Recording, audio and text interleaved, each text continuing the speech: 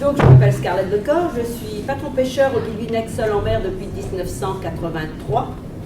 Je cultive des algues en pleine mer depuis 1992 et je fais de la récolte d'algues depuis 1960.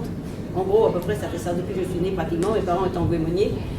Dès qu'on a eu l'âge d'avoir deux pieds, et puis voilà, on accompagnait nos parents partout, et puis on faisait comme eux, on ramassait des algues. Forcément, c'était un petit kilo ou 2 kilos, mais ça n'était pas. Mais depuis que je suis née, je ramasse pratiquement des algues. Voilà. Alors là, aujourd'hui, donc après, je fais de la transformation avec mes algues et mes poissons depuis 1996 en produits tels que la nature donne. Donc en essayant de vous mettre, c'est mes poissons, mes algues, que j'ai fait des créations dans les pots, en essayant de vous donner des bonnes choses à manger, parce que moi c'est d'abord le plaisir des papilles, le plaisir de se mettre autour d'une table et de se régaler, et en plus de manger, d'essayer de manger correctement. Aujourd'hui dans notre monde c'est pas si évident que ça, Et donc là aujourd'hui je vais vous parler des algues. Alors ici en Méditerranée vous n'avez pas beaucoup de marée, et la mer descend rapidement. Donc il n'y a pas beaucoup de lumière non plus à passer, ça va vite dans les fonds où la lumière ne passe plus. Alors au niveau des espèces d'algues, vous avez très peu, à peu près 30 à 40 espèces différentes d'un macro-algues, celles que nous voyons à l'œil nu. Nous, en Finistère, nous plaçons la France au 4e rang mondial de production d'algues. Dans le sud Finistère, nous avons 823 espèces répertoriées. Dans le nord Finistère, 850 espèces répertoriées. Sur ces 823 et 850, dans le monde, nous avons 23 000 espèces répertoriées aujourd'hui en macro-algues, celles que nous voyons à l'œil nu. Sur ces 23 000, il y en a 120 qui se mangent. Elles sont autorisées dans toute l'Europe, sauf en France, où nous n'avons le droit de consommer que 15 sur l'ensemble de ces algues. Pas parce qu'elles sont ceci, cela, mais tout simplement parce que c'est le principe de précaution qu'on connaît en France, qui dit, non, il faut faire attention, voilà, non, elle est trop riche en ceci, trop riche en cela. Or, les algues ne réagissent pas du tout dans nos organismes comme les autres aliments. C'est quelque chose qu'on découvre, on en est qu'au balbutiement encore. Et tous les jours, il y a des nouvelles découvertes qui sont faites et des nouvelles applications. Ça, c'est pour poser les grandes lignes. Alors, ces algues, elles se partagent en 3 familles. Vous avez, bon, j'ai mis les brunes ici. Donc, dans les brunes, vous avez la wakame, vous avez le kombu breton, vous avez le haricot de la mer et vous avez le kombu royal. Voilà. Ça, ce sont les brunes dans celles que nous mangeons. Et là, c'est après je vais reprendre. Nous avons les rouges. Dans les rouges, celles que nous mangeons, c'est la dulce, c'est la nori et c'est le chondrus crispus. Et dans les vertes, c'est la laitue de mer et la honori. Mais la honori, je ne l'ai pas, si je l'ai sur mon livre, mais pas là. La laitue de mer, alors celle qu'on a tellement décriée, mais bon, elle a plein de propriétés. Et c'est je vais vous expliquer après le pourquoi du comment. Donc, on va commencer par ces algues brunes. Alors, d'abord, dans les généralités. Les algues sont fixées au rocher avec un pied. Donc, ce pied, elle pousse vers la lumière. Donc, c'est pour ça que nous, on a le phénomène des marées qui fait que les algues, on a des champs d'algues, comme notre plateau continental, il va loin après la pointe de Bretagne. Donc ça nous fait aller les algues très loin, ce qui fait que c'est pour ça que nous avons des champs d'algues. Quand vous êtes en pays bigoudin, là-bas où moi j'ai la chance d'y être, je suis dans l'air le plus pur d'Europe, mesuré, quantifié au du phare d'Eggmühl. J'ai la qualité d'eau de mer la meilleure pratiquement au monde, au moins en Europe, parce que c'est là-bas qu'ils sont pompés l'eau de mer pour faire le sérum physiologique que vous mettez au bébé. Donc les stations de pompage sont là. Donc on a une chance inouïe parce que nous n'avons pas non plus de rivières qui nous amènent des eaux de ruissellement. Et donc qui drainent pas mal de choses de la terre dans l'eau, notamment les pesticides, qui sont des problèmes insidieux, qui nous créent dans la mer. Il n'y a pas que les abeilles que ça gêne. Pour nous, notre santé, c'est aussi important, mais dans la mer, c'est une catastrophe. On reviendra sur le sujet un peu plus tard. Alors, les algues, donc fixées au rocher, poussent vers la lumière, et ce sont des plantes annuelles pour 70% d'entre elles. Donc, elles se développent au printemps, elles se reproduisent en été, et à la fin de l'été, c'est comme les feuilles des arbres, elles tombent. Avec le gros coup de mauvais temps que nous avons cette nuit, parce que nous avions chez nous des vents à plus de 130 km/h, aujourd'hui, si je vais sur la plage, il n'y a plus de plage, et il y a un monticule d'algues de 3 ou 4 mètres de hauteur. Voilà, c'est pas 1 mètre ni 2 mètres. Et ces algues-là, elles sont importantes pour nous, parce que nous sommes pratiquement au zéro des cartes.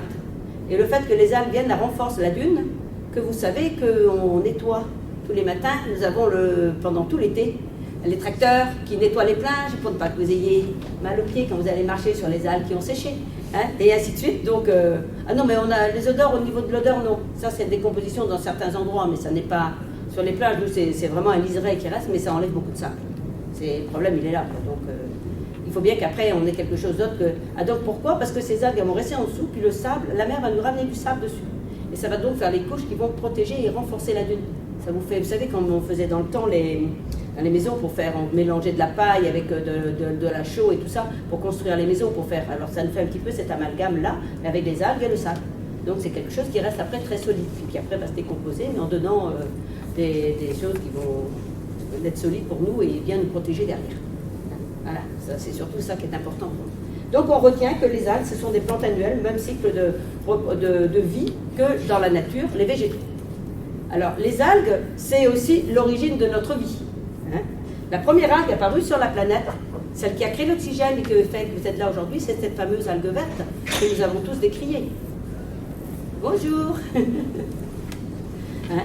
Donc voilà, donc ça c'est l'étude de mer. Hein. Voilà, cette algue, les algues vertes ont été la première vie à apparaître et qui a créé l'oxygène sur notre planète. Et qui après a généré toute la vie. Hein. Donc, les algues dans la nature ne sont pas salées. Notre sang à nous, tout ce qui vit dans la mer n'est pas salé. Le sang des animaux, des poissons, tout ça qui vit dans la mer ne sont pas salés. Ils sont iodés mais pas salés. Ce qui vit dans l'eau douce, ce qui vit sur la terre comme nous sommes salés. Notre sang est salé à 9 grammes par litre. Hein, donc ça c'est pour l'équilibre. Hein, l'équilibre des deux choses. Voilà, donc sur la terre, dans l'eau douce, on est salé, on a un sang salé. Dans la mer, nous n'avons pas. L'eau de mer est salée, mais pas ce qui vit dedans. Hein. Voilà, c'est un principe qui surprend beaucoup. Alors quand les algues, vous dites qu'elles sont salées, elles sont iodées, mais c'est si elles sont séchées avec l'eau de mer directement qui est restée dessus, si elles n'ont pas été rincées à l'eau douce entre les deux, eh bien vous avez ce sel qui est resté dessus, qui a séché sur l'algue, mais qui n'est pas dans l'algue. Alors, il faut aussi savoir qu'il n'y a pas d'algues polluées sur notre planète. Tout simplement parce que ce sont les algues qui ramassent notre pollution et la transforment en bon. Hein? C'est les algues, elles sont comme le roseau, que tout le monde connaît le roseau dans le marais. Hein? Quand le roseau il va dans le marais, il va absorber donc tout ce qui n'est pas bon, va le transformer, et bien les algues font la même chose dans la mer, et heureusement. Parce que si nous vivons aujourd'hui sur notre planète, si nous arrivons encore à avoir un petit peu de choses bien, et ben c'est tout simplement parce que les algues elles sont là, et que même la radioactivité, pour elles, c'est elle qui stoppe la radioactivité, c'est elle qui absorbe la radioactivité et la transforme. C'est quand même assez extraordinaire. C'est pour ça qu'au Japon, ils ont eu beaucoup moins de problèmes que si une catastrophe, nous l'a bien vu quand Tchernobyl est arrivé chez nous, tous les problèmes de santé qu'on a pu avoir, au Japon, comparé à nous, ils n'auront rien, quoi. C'est très minime parce que leur consommation n'est pas du tout la même que la nôtre. Oui. Et l'absence de gaz carbonique aussi. Oui. Ah oui, c'est le même principe d'échange que sur les plantes, elles absorbent le gaz carbonique. Ouais, ouais. Ah oui, tout à fait. Oui. Et si on mange des algues qui ont absorbé la radioactivité? La radioactivité n'est plus dans l'algue. Elle l'a transformée dans d'autres éléments qui font partie de notre organisme. C'est incroyable mais vrai. Mais, vous savez, je vous dis, on découvre tous les jours, les scientifiques tous les jours découvrent des nouvelles choses. On est en train de, vous savez, je vais vous raconter une anecdote qui m'est arrivée. J'ai été au Japon. Comme j'ai été au Japon, ils se demandaient qui c'était cette personne là, qui venait là, aller voir et tout ça, du fin fond de la Bretagne, parce que quand on parle France, ils connaissent Paris, le reste. Hein. Alors ils sont venus. J'ai eu plusieurs groupes de Japonais, des groupes carrément, quoi, venir voir. Et qui les accompagnait? Ben, la personne qui m'accompagnait, mon interprète, hein, qui s'appelle Akiko Nishikawa, qui donc m'accompagnait quand j'étais au Japon et donc qui les accompagnait quand ils sont venus en Bretagne. Et je les ai fait aller sur une digue qui va dans la mer. Il y a 1 kilomètre de digue à peu près, c'est à Kiritipama. Et là, comme ça, il y a le phénomène des marées, cette digue, ben, c'est à sec à marée basse, ben, et puis c'est des chandales tout autour. Et puis, ils marchaient devant moi, puis moi j'étais avec Akiko derrière, et puis ils causaient, ils n'arrêtaient pas, ils étaient tout énervés, tout. Et je dis, mais qu'est-ce qu'ils racontent, qu'est-ce qui leur arrive, quoi? Alors elle me dit, je n'ose pas te traduire littéralement ce qu'ils disent, mais je vais essayer de te traduire ça à peu près correctement, qu'elle fait. Elle me dit, vous êtes des imbéciles, vous avez de l'or sous les pieds, et vous ne l'exploitez pas. Et ça remonte à 30 ans. Voilà, c'est pour vous dire un petit peu, quoi. Là. Et c'est vrai qu'on est allé chercher des choses, tout en haut des montagnes, dans des endroits inaccessibles, qu'on va chercher sur les autres planètes, des trucs qu'on essaye d'améliorer notre vie. On voudrait être immortel, mais bon, ça c'est pas possible. Hein. Alors que dans la mer, dans l'océan, sous nos pieds, on marche dessus tous les jours, on a des choses extraordinaires. C'est pour ça qu'aujourd'hui, progressivement, on commence à intégrer les algues dans notre alimentation. Il faut quand même savoir que tous comme vous êtes là, la moyenne française et européenne est d'une consommation d'1,5 kg d'algues par an et par personne, sans le savoir. Hein? Alors quand vous mangez du saucisson que vous avez acheté chez l'industriel, vous mangez des algues. Hein? Quand vous mangez du jambon blanc, vous mangez des algues. Par exemple. Quand vous prenez le rayon produits lactés, vous mangez des algues. Hein? Quand vous mangez bon, les gâteaux, les flans, les confitures, les glaces, vous mangez des algues. Quand vous brossez vos dents le matin, vous brossez le soir, vous brossez vos dents avec des algues. Alors ça, je vous retenez bien, parce que tout à l'heure, je vous posais une petite colle là. Donc, vous voyez, les algues sont présentes déjà par les industriels dans notre alimentation. Et c'est ces algues-là qui sont ramassées dans le Finistère par des bateaux industriels, hein, donc qui viennent après pour l'industrie, qui vont rentrer dans l'industrie agroalimentaire, dans la cosmétique, dans la pharmacologie. Alors aujourd'hui, c'est en médecine, c'est dans la pharmacie, qu'on s'approprie de plus en plus toutes les algues pour vous faire des médicaments pour vous soigner. Aujourd'hui, on a des traitements pour soigner, par exemple, le cancer qui sont faits à partir des algues, hein, et qui donnent du résultat, qui évite déjà la perte de cheveux de la personne qui est soignée en chimio. Hein, c'est déjà énorme. Est-ce que les vertus des algues fraîches et sèches sont les mêmes? Non. C'est-à-dire, l'algue sèche, elle a beaucoup de propriétés, elle n'a presque pas perdu de ses propriétés, mais elle en a moins que la fraîche. Mais au départ, quand vous commencez à consommer des algues, je conseille l'algue sèche tout simplement pour vous familiariser. C'est pour vous familiariser avec les algues parce que vous allez l'utiliser comme ceux que vous avez l'habitude, c'est-à-dire comme le persil séché, les herbes de Provence, vous savez, tous les petits flacons du croc, entre guillemets, hein, que vous utilisez, qu'on a tous dans notre cuisine et puis qu'on met un petit peu ici, un petit peu là. Mais à partir du moment où vous êtes familiarisé, hein, vous venez vers l'algue fraîche systématiquement. C'est le but pour moi de toute façon est de vous amener vers l'algue fraîche qui contient des choses très intéressantes. Je vais vous donner l'exemple de la wakame, de toute façon je vais vous les reprendre une par une pour les expliquer un peu plus. Hein, la wakame, moi j'ai une personne qui est très, très malade, qui a fait un infarctus des intestins il y a 20 ans. Cette personne-là, elle est toujours en vie parce qu'elle mange des algues. Elle mange quoi? De la wakame. Et il y a eu l'année où il y a eu les grosses tempêtes tout l'hiver en 2014, eh ben, les algues sur le rocher, elles ont été tuées, elles ont été arrachées, alors qu'elles étaient microscopiques, on ne les voyait pas.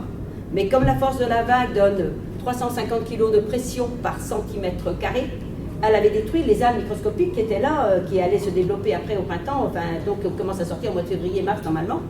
Eh bien, on n'avait rien. Donc, la wakame, il n'y avait pas non plus, avec les tempêtes, l'hiver, tout avait été arraché, puisqu'on les ensemence au mois d'octobre. Je les mets au mois d'octobre sur des cordes, et je récolte au mois de mars. Et là, cette année-là, ben, le peu que j'avais eu, en 1 ou 2 mois, c'était parti, donc je n'avais pas de wakame fraîche. Donc, elle a pris de la wakame sèche.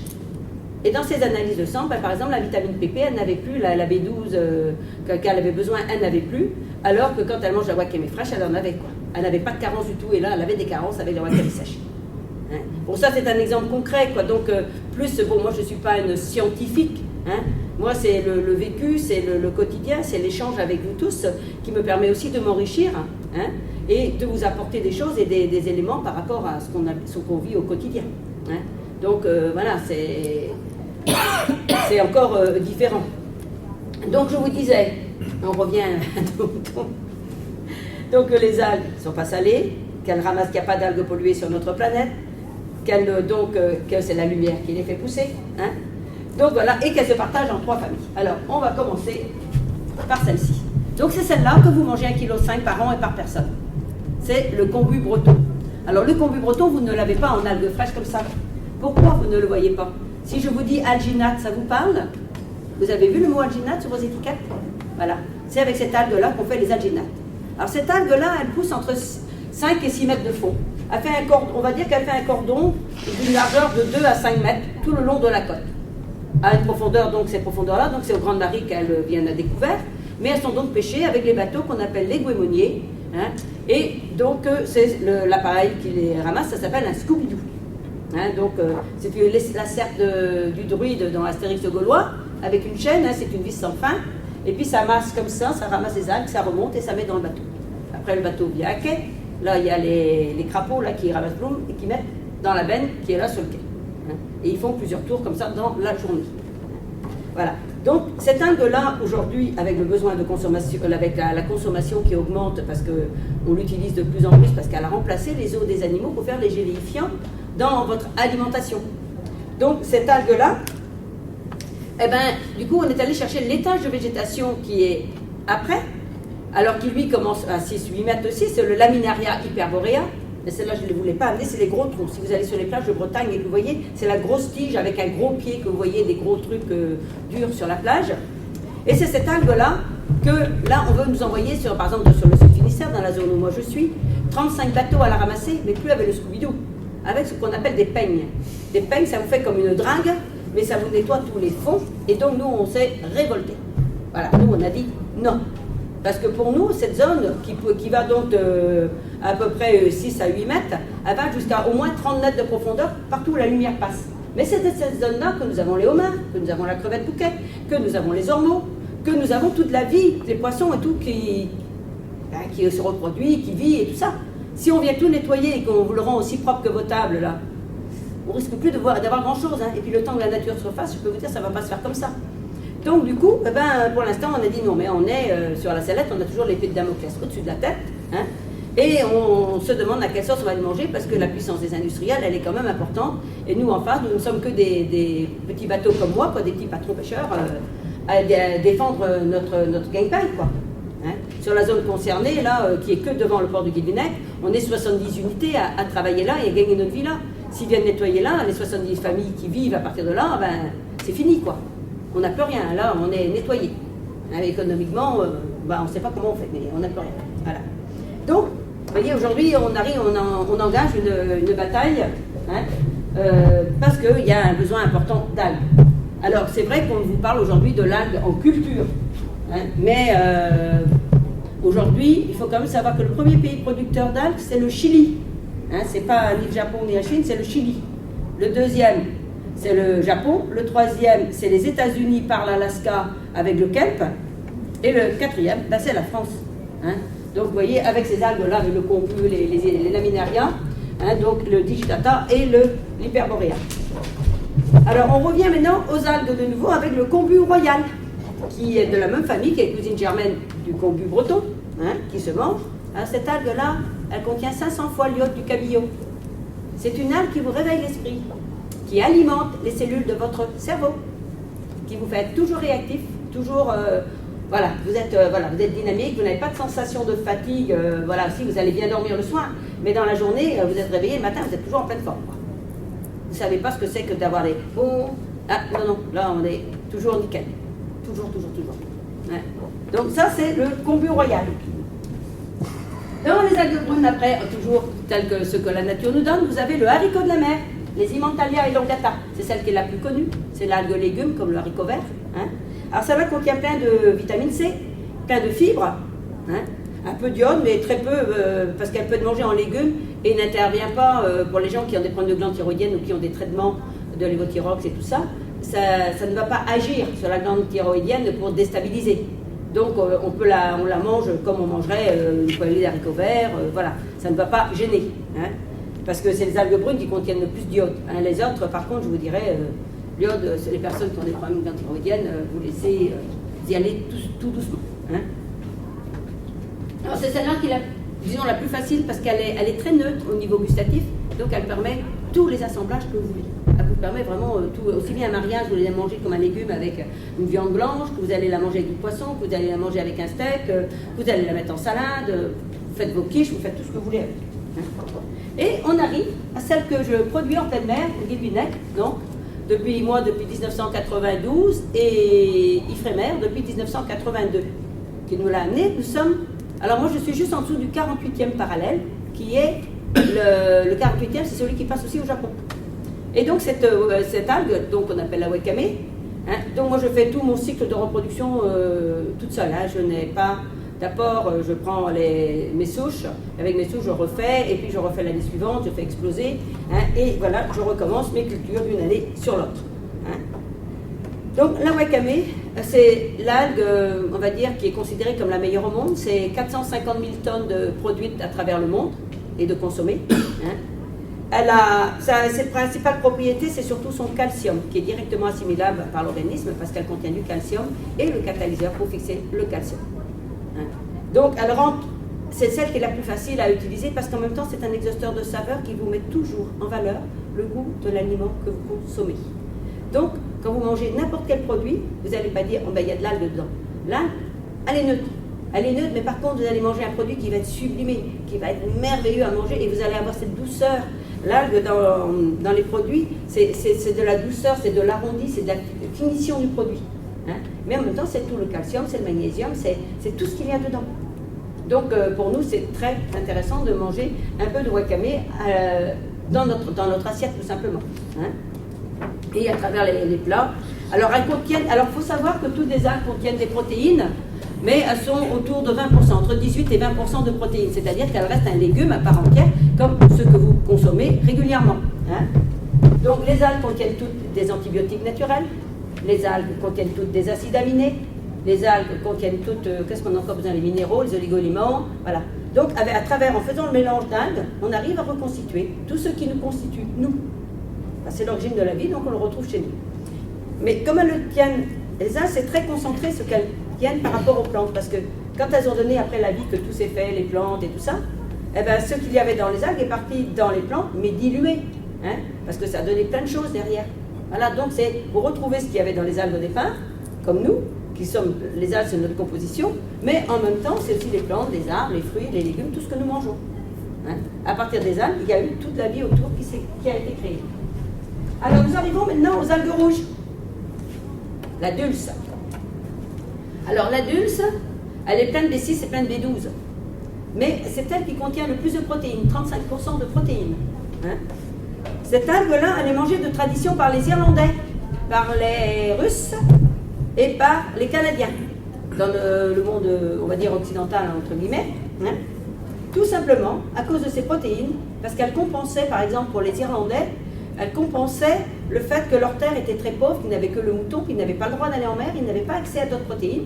Eh bien, ils mettaient des algues à sécher et ils mangeaient cette algue-là pendant l'hiver, ils les suçaient comme des chips. Si vous allez en Irlande aujourd'hui, sur la table, si vous allez chez la personne lambda, on va vous mettre la bouteille de whisky, on va vous mettre 2 verres, 3 verres, le nombre de personnes qu'il y a, et puis on va vous mettre une assiette de chips noires. L'assiette de chips noires, c'est ça. Ce sont des algues que l'on met sur la langue et avec l'humidité de la salive, quoi, donc elle va se régénérer, puis on l'avale. Voilà. Donc ça, c'est la dulce. Alors pourquoi les Russes et pourquoi les Canadiens? Tout simplement leur terre gelée en hiver. Alors pour avoir des sources de protéines, parce que vous savez qu'ils vont, avant ils allaient chasser et tout ça pour se nourrir, et puis c'était pas toujours évident d'avoir des animaux, mais quand il y avait du trop grand froid, ils n'arrivaient pas toujours à attraper des animaux pour pouvoir manger derrière et avoir les sources de protéines qu'ils avaient besoin. Donc ils prenaient des algues pour avoir des stocks en hiver. Et les Anglais, pourquoi notre langue internationale est l'anglais? Eh bien les Anglais, ils ont vu que les Irlandais, ils n'en arrivaient pas à bout, donc ils ont regardé pourquoi. C'était tout simplement à cause de la dulce. Et donc, ils ont embarqué de la dulce, des algues sèches dans leur bateau quand ils sont partis redécouvrir le monde parce qu'ils ne savaient pas où étaient les limites, ils ne savaient pas combien de temps ça aurait duré. Et ils ont mangé ces algues-là. Donc, du coup, ils n'ont jamais eu de scorbut, ils n'ont jamais été malades. Et quand ils étaient blessés, ils cicatrisaient tout de suite. Donc, comparé à nous, les Français, ils n'avaient pas du tout les mêmes problèmes que nous. Quoi. Ça a créé plein de choses à côté. Que voilà, aujourd'hui, au lieu que ce soit français en langue internationale, nous parlons anglais. Moi, je vais retourner à l'école, j'ai 40 ans de commandement, autrement on m'enlève mon diplôme, j'ai plus le droit de commander mon bateau si je ne vais pas à l'école au mois de janvier. Ah oui, oui. Parce que pour demander du secours à le sémaphore, je le vois d'où je suis, il est là, il est à, je crois, ça fait 3000 on va dire. Il faudra que j'appelle en anglais si j'ai un problème en mer. Non mais attendez, on est en international, nous en mer, depuis 1982. Et là, il y a un des autres pays de la communauté européenne qui vient de ratifier, je ne sais pas trop quel décret. Du coup, là, ça y est, tout le monde est obligé de passer. On est tous obligés d'aller à l'école, quoi. Que ce soit le jeune, que ce soit les plus anciens, tout le monde. C'est comme ça. Voilà. Nori. Alors la nori, ça vous parle. Vous avez tous entendu parler de la nori. Vous allez tous manger des makis ou des sushis un jour dans votre vie. Au moins goûter, si on aime ou on n'aime pas, mais on a tous goûté. Voilà, c'est cette algue-là. Alors cette algue n'existe pas qu'au Japon, ni qu'en Chine. Elle existe chez nous tout le long de notre littoral. Celle-là, elle est aussi chez vous ici, elle est ici dans le sud aussi. Hein. Elle est tout le long de la côte, partout où il y a des rochers, il faut qu'il y ait des rochers. Hein. Parce qu'elle pousse juste à la limite où la mer vient, si vous voulez. Si je laisse un ballon sur l'eau que j'oublie, il y a une couronne d'algues qui va se former. La couronne d'algues, c'est la nori. Voilà. Elle pousse à la surface de l'eau. Et elle est faite en Chine sur des grands filets avec des bouées. Des filets qui sont sur l'eau, comme si vous mettiez la nappe à tremper sur l'eau. Et après, donc après, ils la ramassent, ils la broient et ils vous font les feuilles de nori que vous connaissez. Il faut quand même savoir que toutes vos feuilles de nori, tout ça que vous achetez, ça vient de Chine. Hein. Cette algue-là, c'est 650 000 tonnes de produits dans le monde qui sont consommés. Nous sommes les premiers consommateurs de nori et de maki au monde. C'est pas le japonais qui mange des nori et des maki. Des sushis, des makis, c'est nous. Hein. C'est la façon dont comme McDo est venu avec les États-Unis avec McDo, et bien nous on est venus, les Japonais ils sont venus avec des sushis et des makis. Voilà.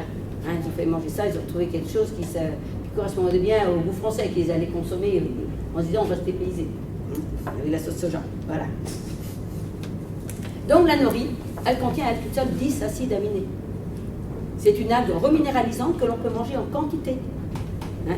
Et elle contient plein de B6 et plein de B12. Et elle contient de la taurine. C'est une algue antidépresseur et très efficace. Voilà. Donc cette algue-là, ben, on la met dans les salades, dans les macés. Alors elle est un petit peu, comment je veux dire, c'est un petit peu élastique. Alors des fois, quand elle est toute fraîche, on a un peu de mal à la consommer parce qu'on est en train de tirer dessus. Donc on la met, il faut la couper. Souvent, moi, quand elle est fraîche, je la coupe avec des ciseaux pour mettre des petits morceaux pour pouvoir bien l'avaler et la mâcher parce qu'autrement, elle va rester un petit peu dure. Mais donc cette algue-là, avec toutes les propriétés, alors elle contient aussi au niveau des protéines autour de 20%. Hein. Elle a le goût du champignon, du shiitake. Elle sent le champignon d'ailleurs. Et on arrive à celle-ci. Alors celle-ci, c'est celle que vous brossez vos dents tous les matins avec. Hein. Le Chondrus crispus, le Telpico, le Pioca, la mousse irlandaise, petit goémon blanc. C'est celle-là que je ramasse depuis que je peux marcher sur les cailloux en glissant, en montant, enfin en faisant toutes sortes de choses. Celle-là, je la ramasse, c'est celle-là que mes parents ont ramassé en plus. Et l'autre qu'on ramassait, c'était donc pour les industriels. Mais avec le cheval, j'ai connu le cheval, le tracteur, les bateaux à fond plat, qui maintenant c'est de l'industriel, mais mes parents n'ont pas connu ça, on a tous travaillé que à la main. Hein. Voilà. Donc voilà, c'est ces deux algues-là qui sont dans votre alimentation au quotidien. Hein. Donc le gourmet breton et le Chondrus crispus. C'est celle-là aussi, hein, votre brosse à dents tous les matins, la pâte que vous mettez dessus, ben c'est celle-là. Elle est juste colorée en blanc. Hein. Elle est colorée en blanc, poudre de marbre et parfum. Alors cette algue-là, on la blanchit. Hein. Alors moi je la blanchis avec des process, il faut un mois pour la blanchir. Mais en industriel, en moins de 48 heures, ils l'ont blanchie avec des process chimiques, hein, comme l'agar-agar. Et donc après, ben, c'est utilisé dans l'industrie, ça part dans l'industrie, dans plein de choses. Hein. Alors le flan, quand vous achetez un flan, vous savez, le sachet de flan, il y a différentes marques donc dans la grande distribution, vous avez une espèce de poudre où vous avez du sucre. Et puis quand vous mettez dans le lait, ben, ça prend, ça vous fait un flan quand ça refroidit.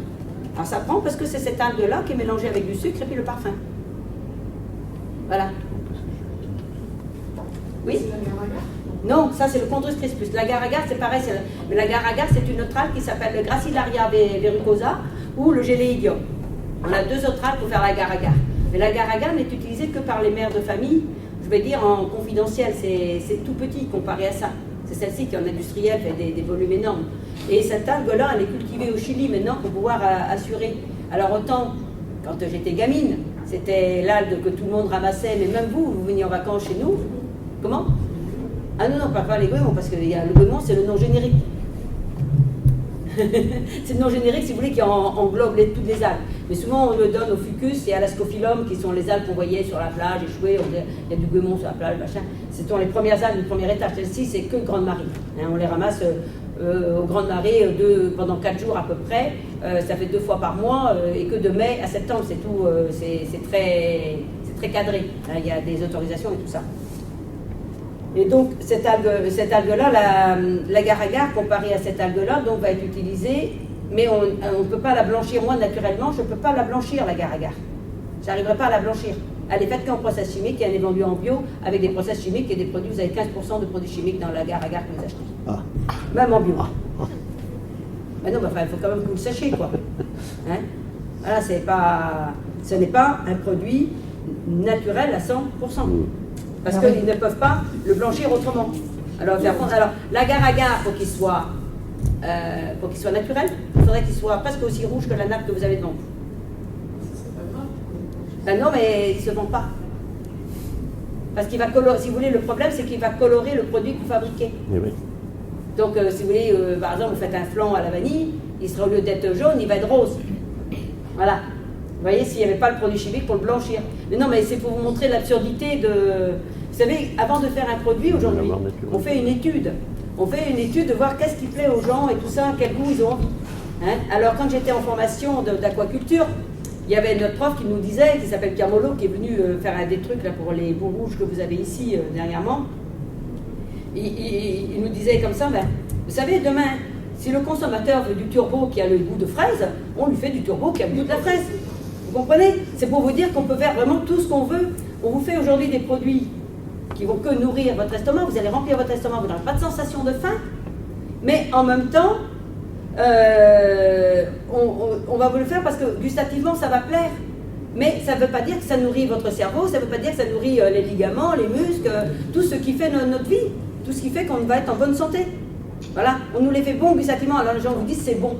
Oui, mais c'est bon, pourquoi? Pour remplir l'estomac? Ou pour nous donner une santé qui va nous permettre d'avancer sans avoir trop de maux avec l'âge, hein? Ou bien si c'est après toute notre vie à faire des cachets. On fait un choix, hein? Voilà, moi c'est comme ça que je vous résume, mais bon voilà, c'est après à vous de... On est obligé d'aller chercher l'information aujourd'hui parce que c'est vrai qu'on ne nous donne pas vraiment l'information qu'on aurait besoin pour pouvoir vraiment s'alimenter, parce qu'on nous dit ah ouais, les industriels maintenant on nous oblige à mettre des protéines, des ceci et des cela, mais ça ne veut absolument rien dire. Absolument rien dire. Moi je vois le problème avec par exemple la soupe de poisson. La soupe de poisson, sur ma soupe de poisson, je suis obligée de marquer 25% mis en œuf.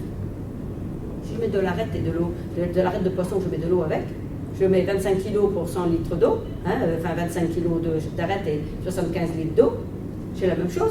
Hein, j'ai le droit d'écrire 25% mis en œuf, mais qu'est-ce que vous aurez? Vous n'aurez rien, vous aurez de l'eau parfumée au goût poisson. C'est tout ce que vous aurez. Non mais c'est ça l'absurdité. Alors je vois des gens qui sont penchés sur l'étiquette. Alors je leur dis, 25% mis en œuf, vous savez ce que ça veut dire? Oui, vous avez mis 25%, donc il n'y a que 25%. Non, je dis, il y a 490 grammes de chair de poisson dans ma soupe. Là, ils me regardent avec des yeux comme des billes. Ils ne savent pas lire l'étiquette. Je suis désolée. Et on est obligé de le mettre comme ça. Donc c'est pour vous donner, vous voyez, l'information, des fois, au niveau du consommateur, n'est pas toujours évidente à mettre. Quoi. Et il y a des règles, vous voyez, les fraudes ont passé hier sur les stands. Pour nous, ici, ils sont venus contrôler. Hein. Bon, à moi, ils ne m'ont rien dit, mais si j'avais mis 490 grammes de chair de poisson, ils m'épinglaient. J'avais droit à une amende. Ah oui? Un avertissement, une amende. J'ai pas le droit d'écrire. Comment? Non, pas parce que c'est parce qu'on n'a pas le droit, parce qu'il faut respecter les industriels qui ont tout le pouvoir. C'est eux qui font la pluie et le beau temps, parce qu'ils ont l'argent. C'est ceux qui ont l'argent qui font le pluie et le beau temps, c'est pas le reste. Hein. Et nous arrivons à cette fameuse algue verte qui a fait couler plein d'encre, parce que même ici, vous en avez entendu parler. Hein. Alors, l'algue verte, je vous ai dit tout à l'heure, première vie apparue sur la Terre, qui a créé l'oxygène. Et cette algue verte-là, tout à l'heure, je vous ai dit, les algues, c'est des plantes annuelles qui tombent à la fin de l'été, comme ça. Sauf celle-là. Celle-là, elle pousse pratiquement toute l'année.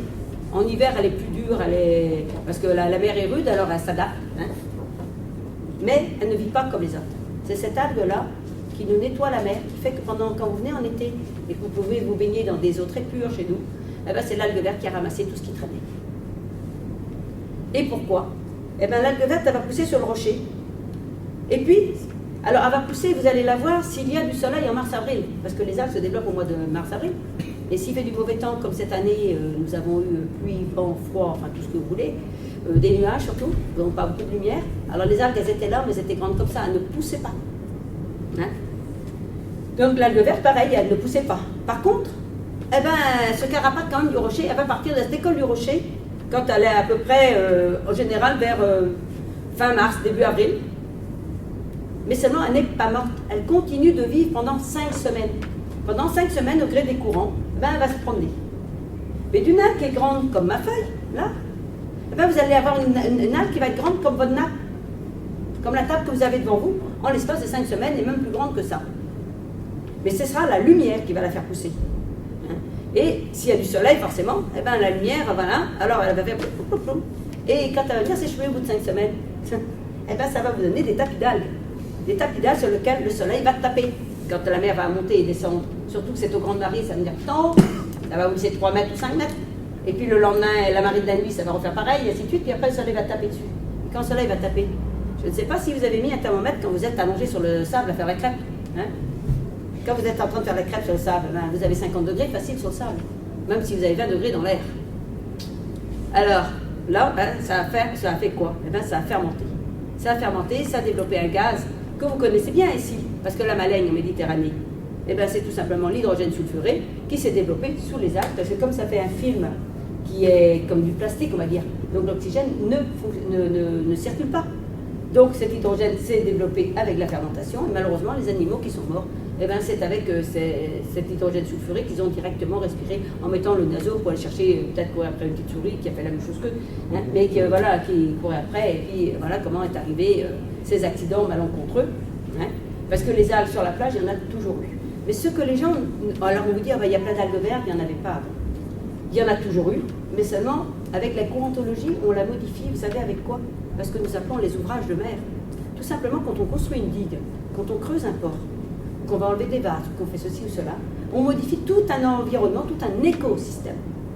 Et après, eh ben forcément, on a des algues ou autre chose.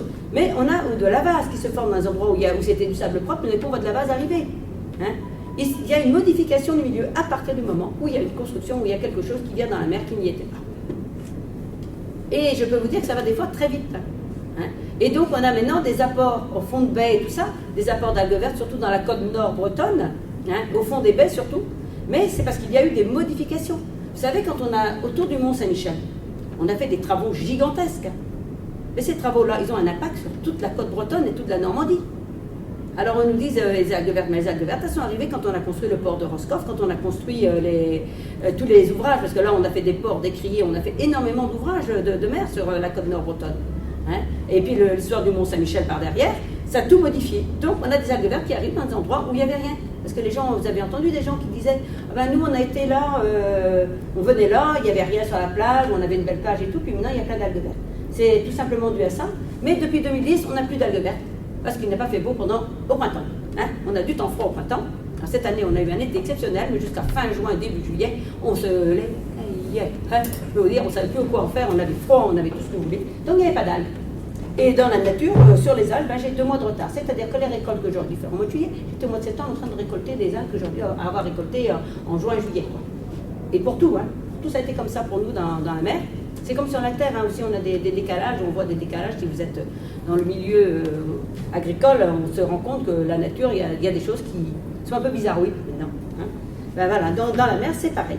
Donc on a eu ce décalage qui a fait que on s'est retrouvé avec des récoltes d'alpa au bon moment, mais on était quand même content de les avoir parce que voilà, hein, les qualités sont là, elles sont nickel, donc il n'y a pas de souci.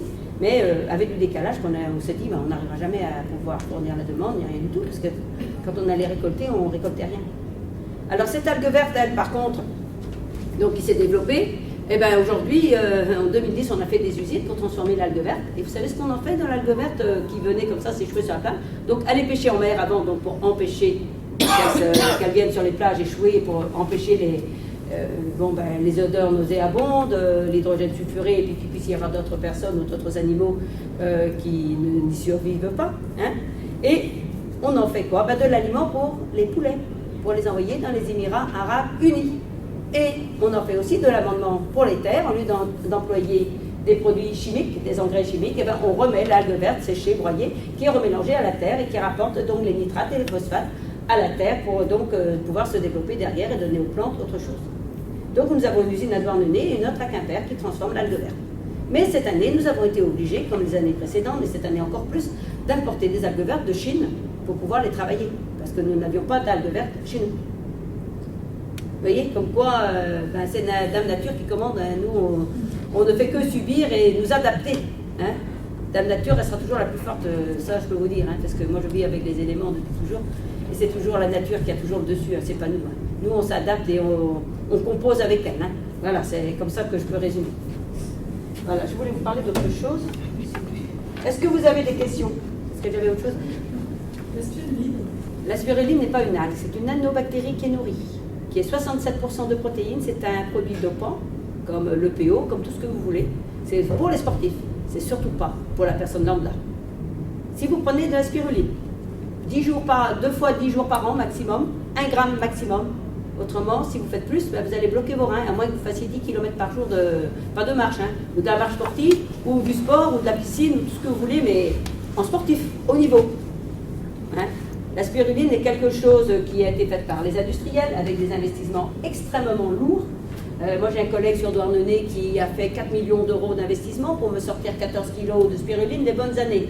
Il a beau la vendre 140 € le kilo, je ne pense pas qu'il puisse amortir ses infrastructures. Vous avez dit 1 gramme, 1 gramme pendant 10 jours d'affilée au printemps et à l'automne.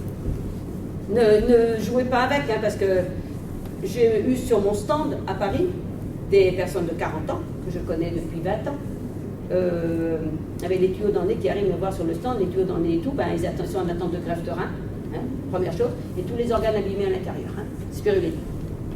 1 gramme par jour. Ah non, non, mais c'est dangereux. Mais c'est vendu grand public. Ah, c'est vendu grand public, les médecins sont fous. Les médecins sont fous. Ils se disent, est-ce que vous iriez faire un régime protéiné sans surveillance médicale? Il y a plein de gens qui le font. Ben, je sais, je les vois venir sur mon stand. De la viande. Voilà, mais les gens, ils le font, mais c'est aujourd'hui, il faut voir notre bol alimentaire. Les gens, ils mangent quoi dans leur assiette? Si vous voulez, ils vont vers quelque chose qu'ils croient qu'ils vont leur donner la jeunesse éternelle, qu'ils vont en pleine forme tout le temps. Ça n'est pas le cas. Bonjour monsieur, je vais vous laisser la place, j'arrive au bout. Ah bon, d'accord. Merci. Hein? Donc, vous pourrez nous tirer la porte?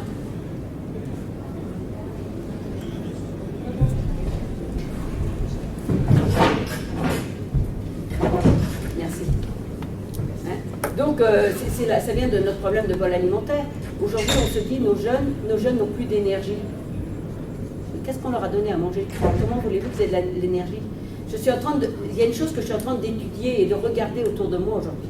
Moi, je prends énormément de jeunes en stage, beaucoup de jeunes, vous savez, sont dans les écoles, à tout niveau, parce que comme je fais toute la filière toute seule, donc j'ai des jeunes qui sont en mer, donc des jeunes marins d'école de pêche, j'ai des jeunes en aquaculture, j'ai des jeunes en vente, j'ai des jeunes en comptabilité, j'ai des jeunes vraiment dans tout le circuit, parce que j'ai tout, hein, je fais tout de A à Z.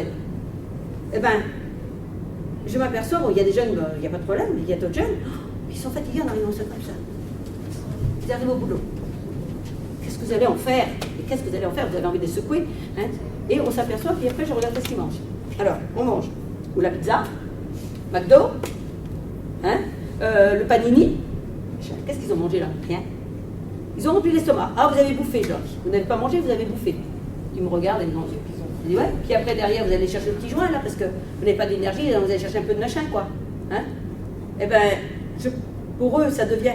Comme ils n'ont plus l'énergie que nous, on avait par notre alimentation saine, eh ben, ils vont chercher dans les drogues, hein, et dans tous ces produits, ceux qui leur manquent dans leur assiette, tout simplement. Ah, ben, moi, je peux vous dire, essayez le truc, vous allez voir, et regardez autour de vous, et vous allez vous rendre compte que c'est un des palliatifs, ça devient ça. Parce qu'il y a même des personnes, moi je ne comprends pas aujourd'hui qu'on me dise on ne peut pas assumer notre travail, on est obligé de prendre un joint ou un truc comme ça, même des personnes de 40-50 ans, hein, ben c'est tout simplement leur alimentation qui ne va pas. Moi je suis désolée, c'est l'alimentation qui ne va pas. Oui? Du travail aussi. Ouais, mais le travail, moi je peux vous dire une chose, dans la vie, je ne pense pas que j'ai été épargnée. J'ai même eu beaucoup plus de choses très dures que la plupart des gens. J'ai une vie... j'ai décidé que j'allais vous écrire 0, 20, 20, 40, 40, 60. Hein, parce que j'ai vraiment vécu de tout. Hein, j'ai eu toutes sortes de choses, j'ai vraiment vécu de tout. Et je peux même vous dire qu'une fois, ça m'est même arrivé d'arriver chez ma banquière. Enfin, j'étais à Marseille quand ça m'est arrivé. Mon mari a eu un grave problème, il a été électroyé en pleine mer, et il s'est retrouvé à la maison. Et qu'est-ce qu'elle m'a fait, la banque? Eh ben, elle m'a mis un interdit bancaire derrière. On m'a tout supprimé. Je vais pour payer le Théo à 2,80 € avec la carte bancaire. C'était donc en 2002-2003. Non, c'était en 2005, ça. C'était en 2005, j'étais ici. Payer le Théo. Puis la dame se penche vers moi et me dit tout simplement, madame, votre carte est en opposition. Je dis, comment? Oui, votre carte est en opposition. Je lui dis, attendez, je rentrais de l'argent et tout, machin. Ah ben non, ils avaient décrété que quand mon mari ne travaillait plus, j'étais une femme. Hein, en plus, parce que c'est le problème, hein. Quand vous avez des entreprises, vous êtes une femme, je suis toute seule, tout reposé sur mes épaules. Le mari, il n'y avait plus le salaire qui rentrait parce qu'il avait été en arrêt, il fallait attendre que tout se mette en place. Hein. Eh bien, il m'avait sucré, carrément, comme ça. Voilà, et débrouillez-vous avec ça. Puis quand je suis allée la voir, j'avais quand même le sourire. Et puis elle me fait comme ça. Vous savez ce qu'elle me dit? Je ne sais pas s'il y a des banquiers parmi vous. Et la personne me dit carrément, comment t'as le sourire? Les autres se seraient suicidés à ta place. Vous savez, je n'ai pas répondu. J'ai fait comme ça, et on verra. Et je suis sortie de son bureau. 3 heures après, j'étais de nouveau en haut, j'avais fait de ça, j'avais fait comme ça. Elle me dit, alors on va la voir de nouveau. Puis elle me fait, ah oui, mais avec toi pour réussir ça. Je dis, vous me connaissez assez depuis le nombre d'années que je suis chez vous. Et puis que vous avez vu, machin, vous saviez que je pouvais le faire. Ouais, mais tu comprends, vous comprenez, hein, vous êtes une femme, hein, vous avez plus de 40 ans, alors non. Voilà. Donc je peux vous dire que quand on parle du monde des femmes, quand on dit ceci, cela, c'est déjà vrai, parce qu'à un homme, ils n'auraient pas fait ce qu'ils m'ont fait. Hein. Et c'est comme ça tout le temps. Tous les 3 ans, je remets le couvert, et tous les 3 ans, je recommence. Et bien je peux vous dire que oui, ça aurait été, si moi j'avais pas mangé des algues tous les matins à mon déjeuner, si je n'avais pas eu cette énergie que j'ai en moi et cette force que j'ai en moi, qui est due à une alimentation saine et un patrimoine qu'on m'a donné les 10 premières années de ma vie avec mes parents dans une alimentation qui était saine, que nous avions, qui n'avait pas tous les produits chimiques aujourd'hui, je ne pense pas que j'aurais eu l'énergie de pouvoir me bagarrer comme j'ai dû le faire toute ma vie, quoi. Et notamment faire d'abord mon métier, parce qu'il faut faire mon métier marin toute seule, quand je suis allée toute seule comme femme à l'école, et que la première chose qu'on me dit, tu viens sauter sur nos genoux, hein, qu'après, en réunion, parce que j'étais élue professionnelle au niveau local, départemental, régional et national, que vous entendiez les hommes vous dire toutes sortes de choses, je peux vous dire que, hein, ils se sont toujours, ils ont fait boum, ça a été... Non, pas question. Mais ça, ben, je vais vous dire, pour moi je suis complètement contre ça, mais j'essaie en même temps de comprendre le pourquoi de notre besoin de notre société de se tourner vers des choses qu'on n'a pas besoin, normalement qu'on ne devrait pas avoir besoin. Comme les compléments alimentaires. Compléments alimentaires, normalement dans l'assiette, on devrait avoir ce qu'il nous faut. Normalement. Mais aujourd'hui, c'est très dur. Mais vous, dans les villes, vous n'avez pas la chance que nous, on a. Je ne sais pas si vous pouvez imaginer que moi, j'achète du produit frais. Pour manger du produit frais pour manger le soir, quoi. Même en travaillant comme je fais. Hein, j'arrive à avoir, je suis sur le marché le matin, ben, je vais prendre tout de suite ce que j'ai besoin. Si je ne mange pas du poisson, je vais manger autre chose. Mais j'aurai tout de suite des produits frais du producteur. J'ai des producteurs bio, j'ai des producteurs. Voilà, quoi. J'ai une chance inouïe, si vous voulez. Hein. Mais j'ai conscience de ma chance, mais bon. Hein, voilà. Bon, messieurs, dames, est-ce que vous avez des questions? Oui. Question, vous venez de parler de producteurs bio et tout à l'heure vous parliez justement de la notion de sauvage. Voilà, alors, dans l'alimentation, vous avez 3 catégories d'aliments. Allez, va vite travailler. Il y a une petite dégustation sur mon stand si tu as envie de venir goûter. Donc, il y a le produit lambda que vous trouvez partout. Il y a le produit bio où il y a vraiment un effort de fait avec tous nos agriculteurs pour vous donner des meilleurs produits contenant moins de produits chimiques que les pesticides. Et puis, il y a le produit sauvage. Alors, produit sauvage, moi je mets sauvage, mais moi je ne vous dirais pas sauvage, je vous dirais produit tel que la nature nous donne. Mais c'est le top, le meilleur produit pour votre santé aujourd'hui, c'est celui que la nature nous donne. Voilà. Celui que la nature nous donne, on a une chance inouïe, parce que quand on fait les analyses, il n'y a quand même pas, il n'y a pas photo, quoi. Il n'y a pas tous les pesticides, il n'y a pas tous les trucs, parce que même dans le bio, on essaie de faire mieux. Hein. Les gens qui sont là avec le bio, je peux vous dire que ce sont des gens qui se décarcassent, qui font vraiment un effort, qui ont dû serrer les dents, serrer vraiment, parce que pour l'agriculteur, c'est pas évident déjà de s'imposer dans ce domaine-là, et puis de pouvoir en vivre. Hein. Et après, ils ont en plus, il y a les labels et tout ça à payer. Hein. Et puis les contrôles, quoi, tout le temps, parce que toi tu peux parler en connaissance de cause, hein, c'est le pain bio que je vais faire goûter mes produits dessus. Hein, c'est sans arrêt sollicité, sans arrêt sous la poubelle de quelque chose. Hein, alors que moi j'ai de la chance d'avoir ce qu'on appelle du sauvage. Du sauvage, c'est la nature. Moi, mettre bio sur mon produit, c'est le dévaluer. Je ne sais pas si vous y pouvez imaginer. Je suis à des taux qui font que mon produit, par exemple, en tartare d'algues, je suis à 87%. Quoi. À 87%, mes collègues dans le temps, ils mettaient 47, il y a Algo Service, par exemple, que vous trouvez bord à bord, que vous trouvez en magasin bio, en algues, en tartare, en vitrine réfrigérée. Il a mis que 47% d'algues pour mettre le label bio.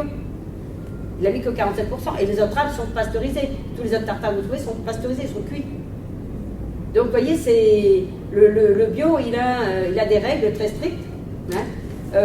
Donc, vous avez le tout lambda, puis après, vous avez le bio, et après, vous avez ce que la nature nous donne. J'appelle comme ça, je dirais, mon sauvage ou tel que la nature nous donne.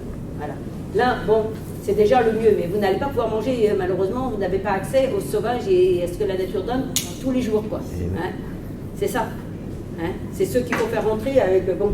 Mais quand vous arrivez à manger bio, ceux qui peuvent avoir accès à ça tous les jours, en faisant attention à ce que vous mettez dans votre bol alimentaire, dans ce que vous mangez, vous avez quand même des chances de mieux vous porter. Et après, par contre, vous avez votre environnement avec toute la pollution que cela génère aujourd'hui, surtout dans les villes. C'est ça qui est malheureux. Hein, à Marseille, encore, vous avez la mer pas trop loin. Il y a le Mistral qui vous amène, bah oui, mais voilà, ça nettoie. Ça nettoie. Hein? Est-ce qu'il y a un site ou un ouvrage ou quelque chose sur lequel on peut vous suivre, essayer de trouver des recettes, des conseils culinaires Alors j'ai un site de vente en ligne qui s'appelle algerie.com. Après, je vous ai fait un petit fascicule qui est le premier d'une longue série, parce que j'ai déjà un autre livre qui est en train de se préparer. Donc là, c'est un petit livre culinaire que je vous vends 6,50 € qui vous explique chacune des algues avec chacune de ses propriétés et qui vous donne une dizaine de recettes avec chacune des algues. Donc les qualités, les propriétés. Et puis des recettes faciles, celles que nous pourrons toutes faire à la maison. En 5 minutes, c'est cuisiner. Moi, vous savez, aujourd'hui, on est toutes sollicités, on travaille tous, voilà. Alors, on fait, il faut que ce soit simple, facile, rapide, diététique, économique et bon. Hein, voilà, toutes les qualités. Hein, voilà, parce que quand on voit la vie des femmes aujourd'hui, hein, bon, des hommes aussi, mais les femmes beaucoup plus, parce que vous savez, rien n'a changé sous le soleil. Hein. Entre aller courir, il y a les enfants, il y a le mari, il faut faire les courses, il faut travailler. Il faut aller les conduire ici, il faut aller les conduire là. Elles sont tout le temps sollicitées. Tout le temps, tout le temps, tout le temps. Dans les villes, c'est aller à la crèche qui va être des fois à 1 heure de route ou un machin. Enfin, c'est infernal. Infernal, infernal. Comment? Oui, en plus. Hein, mais ça, c'est le truc en plus. Hein. Donc, c'est vrai qu'aujourd'hui, dans notre société, hein, il y a tellement de choses. Il y a la sollicitation, il y a plein de choses. Et nous trouver notre place à nous pour bien vivre. Ben, si on mange bien, je vais vous dire qu'on a déjà beaucoup plus d'énergie pour vivre tout ça et mieux s'harmoniser. Hein, parce que le truc que ça fait, moi j'ai vu, quand on mange des algues, eh ben, chaque problème aura vraiment sa place. Chez moi, le seul truc grave, c'est la mort. Tant qu'il n'y a pas de mort d'homme, je réponds tout au mari, il dit c'est jamais grave. Je dis non, c'est pas grave. Non. Il n'y a pas de mort d'homme, c'est pas grave. Voilà. On arrive à s'en sortir. Tant qu'on est vivant, il faut savoir que tant qu'on a de la vie, il n'y a pas de souci, on y arrivera. Hein, la vie et la santé. Voilà, les deux choses qu'il faut. Hein. Voilà, merci monsieur. Oui, pardon, t'as une question? Je suis désolé, encore une question, c'est vachement important. On n'a pas forcément, on ne vit pas à côté de vous, on est à quand même plus de 1000 km l'un l'autre, enfin les uns des autres. Oui, 1250 km en diagonale. Voilà, oui, je connais bien. Oui. La question, c'est qu'on peut s'alimenter effectivement chez vous par le biais de votre site, mais si demain on a vraiment envie de travailler sur, d'améliorer les pans de notre santé, est-ce que vous travaillez, vous, avec des petits laboratoires indépendants, ou des petites choses qui travaillent avec vos produits et qui peuvent venir constituer des compléments alimentaires? Parce que malgré tout, vous avez raison, tout dépend du bol alimentaire, mais je ne pense pas qu'on va le modifier du jour au lendemain et qu'on ait la possibilité d'y mettre autant d'algues que ça. Est-ce que vous travaillez donc avec des gens qui proposent des produits Je travaille même ici avec des collègues du salon. D'accord. Ah ouais. Au fur et à mesure, si vous voulez, il y a vraiment un éveil. Un éveil et une prise de conscience de chacun. Mais après, moi, je laisse les gens venir. Moi, je ne veux pas forcer la main aux gens. C'est les gens qui découvrent eux-mêmes. Alors, vous savez, ça met du temps. Moi, j'ai vu que j'ai rencontré des gens il y a 10 ans qui, à ce moment-là, alors là, pas du tout. Et aujourd'hui, c'est eux qui viennent me chercher. Voilà, ça se renverse progressivement. Mais du jour au lendemain, vous n'allez pas changer votre alimentation, vous n'allez pas changer vos habitudes. Donc, toujours, vous voyez, hier, j'ai eu plein de jeunes. Bon, j'ai pris du temps avec eux. Ah, c'est vrai que j'étais épuisée parce que toute la journée, il a fallu qu'on parle, qu'on explique. Mais si je n'informe pas ces jeunes aujourd'hui, c'est notre clientèle de demain. Hein? Si on veut qu'ils aient accès à quelque chose, eh ben, il faut prendre le temps avec eux, on leur fait goûter, bon, ils font un tout petit achat, ils n'ont pas encore les moyens financiers de pouvoir acheter beaucoup de choses. Hein? Voilà, donc il faut qu'on prenne le temps. Et ce matin, on en parlait avec mes autres collègues exposants, et on a tous ce langage-là. On a dit, les jeunes, même qui sont à 7 ou 8, qui veulent goûter, même s'ils n'achètent pas, ça fait partie de l'éducation et de la formation. Ils vont se rappeler, mais ça mettra peut-être du temps. Nous, il faut qu'on tienne en attendant. Hein, mais bon, heureusement, il y a quand même un potentiel. Vous êtes quand même des clients intéressants. C'est vrai qu'on a quand même un public et progressivement, les gens prennent quand même conscience que leur assiette, c'est quand même important. Ça devrait être fait dans le cadre l'éducation de l'école. alimentaire. L'école aussi.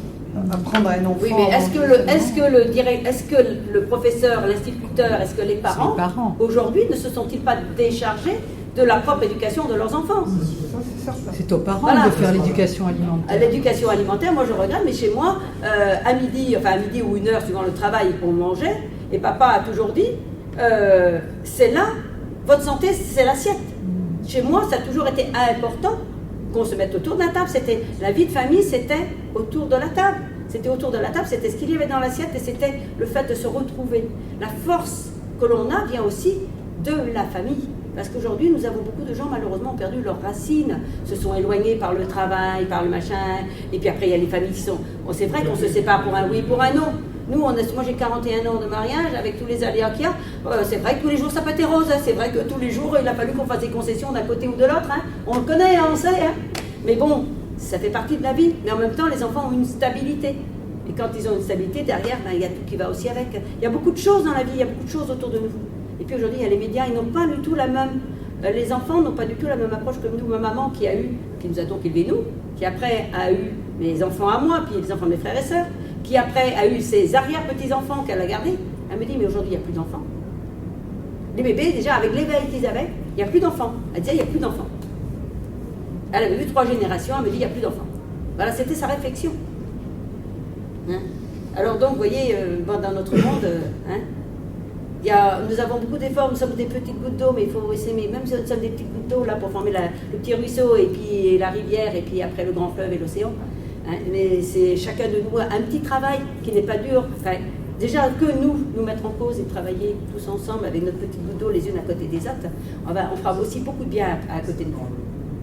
Voilà, il faut quand même le savoir, quoi. Avoir le sourire toujours, ça fait toujours plaisir aux gens. Vous savez, quand vous accueillez quelqu'un, vous avez le sourire. Ah ben voilà, vous savez qu'il faut on travaille beaucoup moins de muscles avec le sourire que de faire la gueule. Voilà, bon, messieurs, dames, je vous dis merci. Merci. Et je vous dis à tout de suite. Hein.